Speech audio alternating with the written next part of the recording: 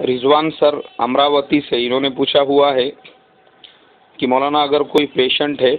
اور وہ روزہ نہیں رکھ سکتا تو اس کے لیے کیا حکم ہے اور فدیے کی مقدار کتنی ہے؟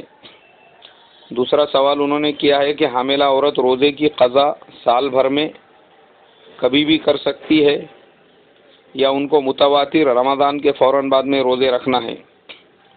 بھائی ہمارے رضوان سر، پیشنٹ کی کنڈیشن کو دیکھا جائے گا کہ وہ پیشنٹ رمضان بعد تک اچھا ہو جائے گا یا نہیں۔ اگر وہ رمضان بعد تک اچھا ہو جاتا ہے تو پھر اس کو فدیہ دینے کی ضرورت نہیں ہے، جتنے روزے اس کے چھوٹ رہے ہیں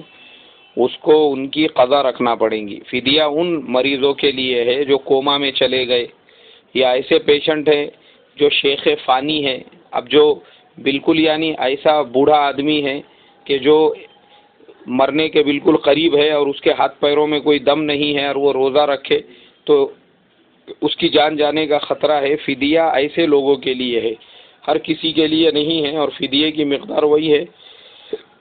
جو صدقۃ الفطر کی مقدار ہے۔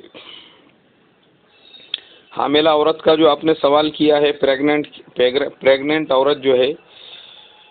وہ سال بھر میں کبھی بھی روزہ رکھ سکتی ہے، جس وقت میں وہ صاف اور پاک ہو جائے بچے کی ولادت کے بعد میں، اور اس کے بدن میں دوبارہ طاقت وغیرہ آ جائے تو اسے فوراً اپنے تمام چھوٹے ہوئے روزوں کی قضا کرنا چاہیے، اس میں تاخیر نہیں کرنا چاہیے۔